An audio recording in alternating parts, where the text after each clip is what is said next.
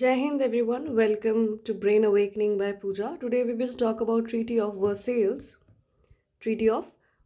which happened in 1919. तो हम जब भी किसी ट्रीटी के बारे में पढ़ते हैं तो हमारे दिमाग में कुछ सवाल आते हैं कि ये ट्रीटी हुई क्यों थी, कब हुई थी, डेट बहुत ज़्यादा इंपॉर्टेंट हो जाती है एग्जाम पर्सपेक्टिव से, एंड देन हुई किसके बीच में थी, है ना। एंड देन एक बहुत ज़रूरी चीज़, what was article 231 in this treaty, क्योंकि ये जो आर्टिकल है ये हमारे नेट जेआरएफ के पर्सपेक्टिव से बहुत ज़्यादा ज़रूरी हो जाता है।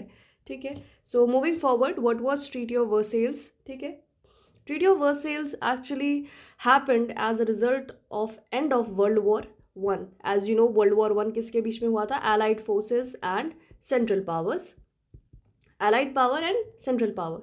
सो इनके बीच में ये वॉर चली जिसके अंदर सेंट्रल पावर्स हार गए थे, एलाइड पावर्स जीत गए थे।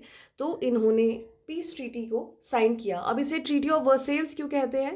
ट्रीटी ऑफ वर्सेल्स इसलिए कहते हैं कि वर्सेल्स नाम का एक पैलेस था, आज भी है, फ्रांस के अंदर, वहाँ पर ये ट्रीटी साइन की गई, इसीलिए इसे ट्रीटी ऑफ वर्सेल्स कहते हैं। अब हुआ किसके बीच में था? As I told you, between allied and central powers, specially imperialist Germany. क्योंकि इन लोगों ने क्या किया कि सारा का सारा जो गिल्ट था, सारा का सारा जो ब्लेम था, वो हमारे जर्मनी के ऊपर डाल दिया, इंपीरियलिस्ट जर्मनी के ऊपर। अब ये हुई कब थी? व्हेन इट हैपेंड, डेट बहुत ज़्यादा ज़रूरी हो जाती है। 28 जून 1919 को ये ट्रीटी साइन की गई थी।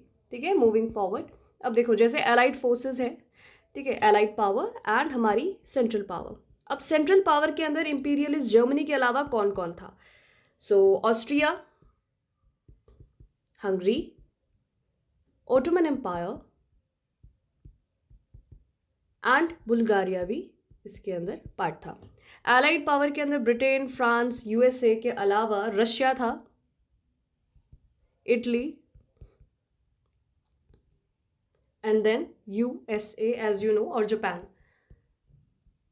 ये सारे थे एलाइड पावर्स और ये थे सेंट्रल पावर्स। तो इन्होंने क्या किया कि इन्होंने ट्रीटी तो साइन कर ली वर्सेल्स के अंदर, ठीक है, लेकिन वहाँ पर हमारा जर्मनी प्रेजेंट नहीं था और सारा का सारा जो गिल्ट था उन्होंने जर्मनी के ऊपर डाल दिया। ठीक है, so what exactly happened and what can be asked in net JRF. सबसे पहले तो आपका आर्टिकल 231, ठीक है, वो क्या था ये आप जान लीजिए, बिकॉज इसके आने के चांसेस रहते हैं। This treaty blamed everything on imperialist Germany in the war guilt clause. War guilt clause था, वो किसके अंदर था आपसे पूछा जा सकता है, तो वो आर्टिकल 231 के अंदर था। और इसके अंदर क्या किया गया कि सारा का सारा जो गिल्ट था, सारा का सारा जो ब्लेम था, वो जर्मनी के ऊपर डाल दिया गया। डेट आपको याद रखनी है कि इट वॉज साइंड ऑन 28 जून 1919। और बेसिकली अगर देखा जाए तो ये रिजल्ट किसका था? It was a result of 14 points program given by Woodrow Wilson as he talked about re-establishment of Europe and peace in 1918. 1918 के अंदर वुड्रो विल्सन ने 14 points program पब्लिश किया था, जिसका रिजल्ट आप इसको मान सकते हो, मतलब उसी से प्रभावित था।